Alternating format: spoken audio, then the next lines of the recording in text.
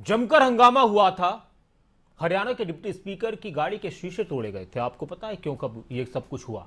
कहा जा रहा है कि किसानों ने विरोध किया था। बीजेपी कार्यक्रमों का विरोध करने के लिए किसान अब सड़कों पर उतर आए हैं। जो भी बीजेपी के नेता हैं या फिर सरकार के जो प्रतिनिधि हैं या जनप्रतिनिधि हैं जो बीजेपी और जेजेपी से जुड़े, उनका लगातार विरोध किया जा रहा है। और इसी के चलते हरियाणा के तमाम जिलों में हो रहे बीजेपी के कार्यक्रमों के विरोध की तस्वीरें सामने आ रही हैं। किस तरह से विरोध होता है और कहां तक पहुंच जाता है विरोध, ये रिपोर्ट देखिए।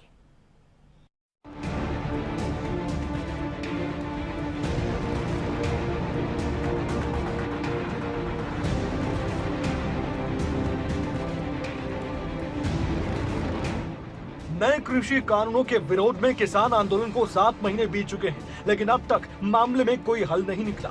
सरकार अपने फैसले पर कायम है, तो वहीं किसान भी अपनी मांगों पर अड़े हैं। इसके चलते किसानों ने अब नई रणनीति अख्तियार कर ली है। किसानों ने बीजेपी के कार्यक्रमों का विरोध करना शुरू कर दिया है। सरकार को कृषि कानून के विरोध में झुकाने के प्रयासों में किसान जुटे हैं। हरियाणा के तमाम जिलों में बीजेपी कार्यक्रमों के विरोध की तस्वीरें सामने आई। अंबाला के टेपला गांव में गीता विद्या मंदिर में आयोजित एक बीजेपी के कार्यक्रम का भी विरोध करने के लिए काफी संख्या में किसान पहुंच गए। किसानों ने अंबाला यमुनानगर मार्ग पर कार्यक्रम का विरोध करना शुरू कर दिया। किसान उग्र न हो, इसके लिए पुलिस ने भी किसानों को रोकने के लिए हर इंतजाम किया था। पानीपत से भी किसानों के विरोध प्रदर्शन की तस्वीरें सामने आ गई। जिले में चल रही बीजेपी की कार्यकारिणी की बैठक के बाहर किसानों ने हंगामा करना शुरू कर दिया। संख्या बेशक कम हो, लेकिन किसानों का विरोध प्रदर्शन यहां भी पुलिस के लिए परेशानी का सबब बन गया। किसानों ने काले झंडे दिखाकर ये विरोध किया था। मौके पर भारी पुलिस बल पहले से ही तैनात था। 4 महीनों ने सोचा संडे है, पता नहीं चलेगा, दुकानें बंद होगी, सूचना नहीं मिलेगी। आनन फानन में बाद में नए होर्डिंग बोर्ड लगाए। हमें पहले पता होता तो और पुरजोर विरोध होता।